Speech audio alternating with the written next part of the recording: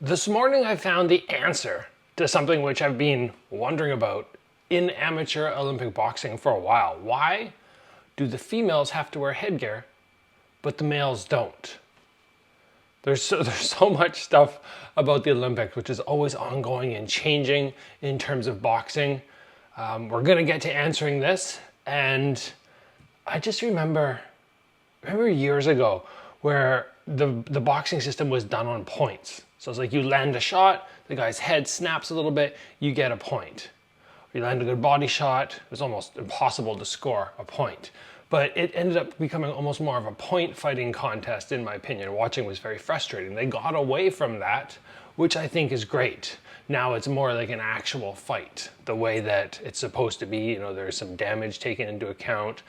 If you've never seen amateur boxing gloves, it's interesting. They're very deep in how much padding they have.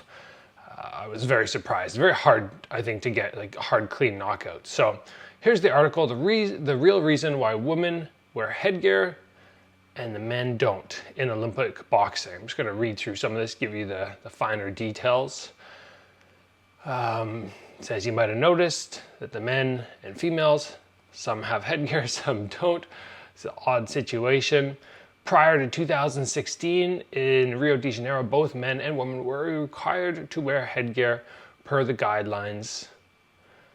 Headgear was first introduced, this is sad but interesting, it was first introduced to the Olympic Games following the tragic death of South Korean fighter Kim Duk-koo in 1984. So I didn't realize that. Obviously, back then I wasn't even alive, but didn't realize that they did have a point where there was no headgear.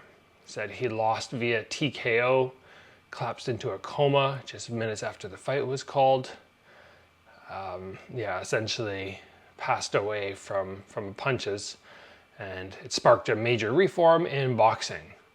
Up until 2016, wearing headgear was mandatory for all competitors, but following a study by the Global Sports Institute, headgear was dropped for men after the study found boxers were less likely to suffer a concussion without them. And this is a very interesting thing, because I know many of you are told when we go in for sparring day, bring your headgear. You have to spar with headgear. And there's a very good argument for that, but it doesn't solve what most people think. They're like, we're gonna protect your brain. No, it'll help you protect from cuts, clashing heads, those sort of things, maybe some bruising. It's not gonna stop your head from getting jolted. This study that was conducted, however, was only conducted on men. There is no conclusive data for female athletes, meaning the headgear protection remains mandatory for women's boxing.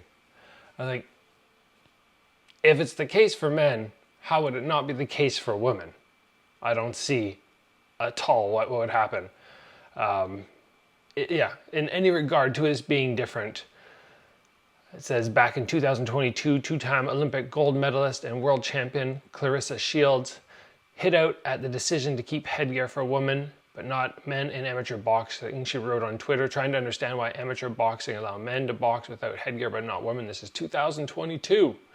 Yeah, I would agree. That's just such an odd decision. So if you're ever watching it and you're going, why is this? Now you have the answer. It's not a great reason. And like many things within the boxing, I think it's IOC, questionable decision making very often, in my opinion. But there you have it. We got some of the gold medal matches, the medal matches coming up very soon. And lots to keep your eye on, always exciting. Lots of, obviously, prospects for the pro divisions.